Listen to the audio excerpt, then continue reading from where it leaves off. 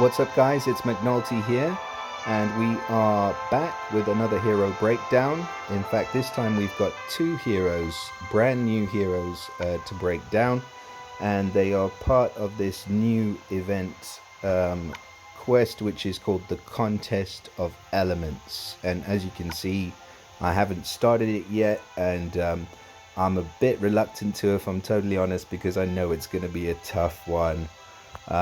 So without any further ado, let's get into the hero breakdowns. So we'll start off with this hero, Zandria. And Zandria is of the Paladin class, which is great because it boosts her defense and it increases that defense. And you can see, if you have a look at her stats, she is a defensively built hero, so that definitely does fit. That class does fit with what she does. Now, all of these new super elemental heroes have a family bonus, and the family bonus is quite a complex one. So let's just break it down. So super elemental family makes mono teams even stronger. I love this first part because, as you know, most of us who go into attack go in with either a 3-2 or a 4-1 or a 3-1-1. So we will likely have heroes which are of the same color on our team. And for each ally who has the same element as this hero, a shield with this hero's element is replaced with a power gem. The power gem deals 20 damage to a random enemy each turn until it's matched. And power gems can spawn on regular shields that match the element of this hero. So initially when I looked at this, I thought it might be the same as the bonus for the underworld heroes, where they have a chance to spawn an underworld gem. But if you read it, it actually is not dependent on that. So it says a shield for each ally who has the same element, a shield with this hero's element is replaced with a power gem. So regardless of whether they cast a special, the shield is replaced with the power gem. So they're going to be there. And they can spawn up to 5 power gems per element on the board at the same time. So that could be doing an extra 100 damage every turn if you've got 5 or more holy shields on the board. Now, the passive as well is absolutely brilliant. So the troops for this character deal 100% more additional damage against the weaker element. So if you're taking holy against a dark tank, those troops are going to have increased damage by 100% on top of your attack stat. And this character receives 10% less additional damage from troops of the stronger element. So a holy troop, for example, a dark troop, for example, coming up against this holy hero will deal less damage. Now, moving on to her stats. She is defensively built. She has 756 attack, 819 defense, and 1549 health. So she's built as what I would say a tank. And her attack stat is okay, but it doesn't really need to be that high, and we'll see why when we get to her special, which we'll do now. So her special skill is called Unwavering Devotion. It is at very slow speed, which is obviously at times a disadvantage, and if you ever have a special that is at very slow speed, you want that special to be absolutely devastating. So she deals 210 damage to all enemies, which is not a lot for very slow speed. But she deals an additional 20% damage per each holy shield on the board, up to 450% damage in total. So 450% damage to all enemies. Who does that remind you of? Khufu, right? But his is conditional and hers is not.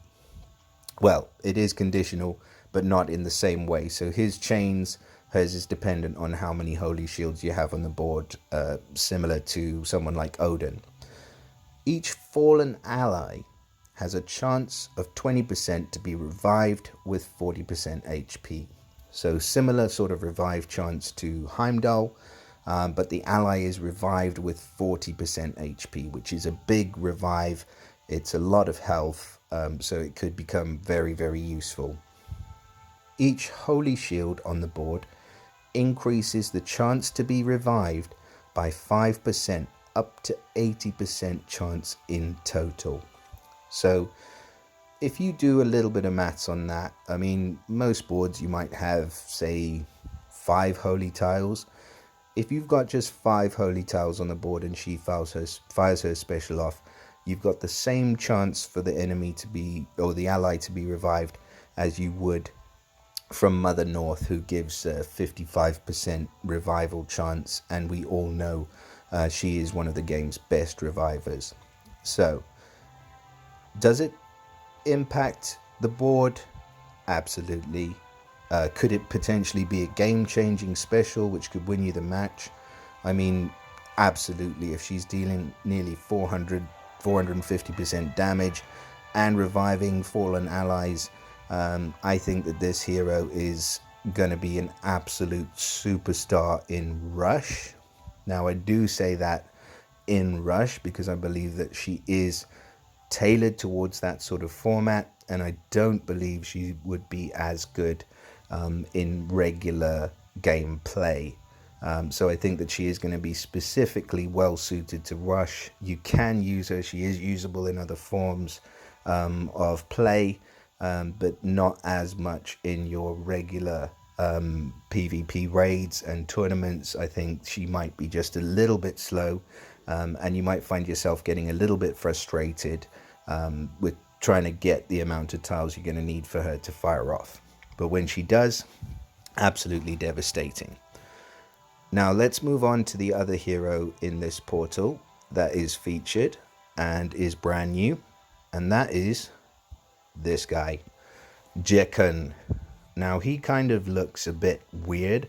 I thought of like a bearded lady crossed with a Thanos from the Avengers with those strange looking gloves on, and I think it's interesting to say the least.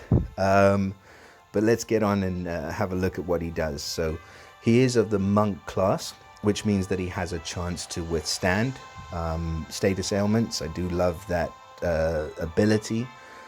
He has the same family bonus where they cast a power gem if they're of the same element and makes the mono team stronger, and the same passive where the troops' damage is increased by 100%.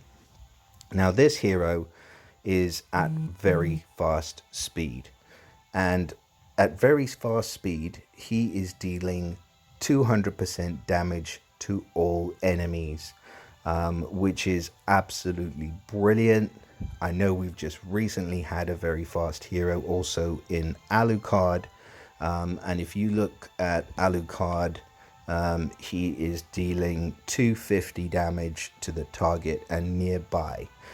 So if you spread that out, it works out as a similar amount of damage. Fantastic at very fast speed. Now, this is interesting, the second part of his special, because all dark enemies get one effect, ice enemies get another, nature enemies another, and fire enemies another. The only element that he doesn't give a secondary effect to is his own element of holy. So you're not going to be taking him against a holy tank, or you might, because he's absolutely brilliant. But I like that because it's a bit of a change from what we've seen before. Now, his attack stat is perfect, 824. That's what you want to see.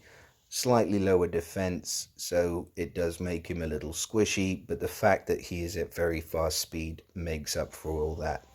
And a health stat of nearly 1600. Now that means even though he's got a slightly lower defense, he is going to be able to survive. And I think that with him, maybe as a 3-2, he's going to be able to do some serious damage. He's just going to keep on firing. and I do really like this hero a lot. In fact, I like both of these heroes. I think they are great additions. I don't think, I know, I've seen some comments saying that they are super overpowered. I don't particularly think so. I think that they do fit in well, and that they can support a team well.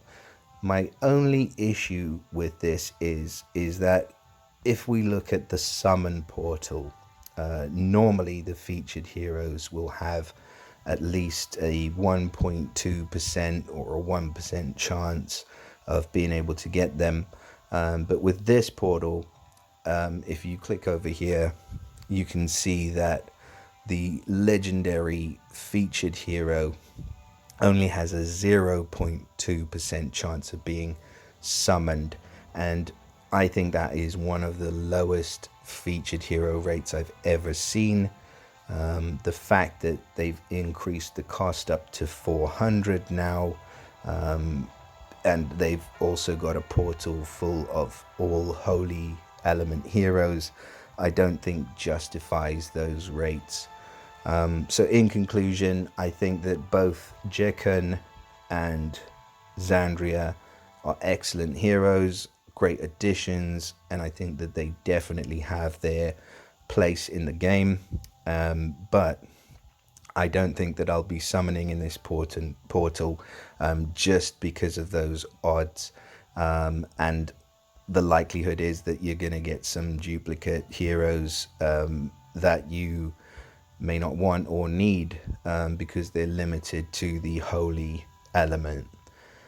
So I wish all of you the best of luck with your summons. I hope it all goes well, and I'm looking forward to taking on this event and see how far I get. I don't think I have the amount of heroes I need, but it's going to be fun. So I wish you all of the best with your summons. Please do like and subscribe, and I'll see you all in the next video.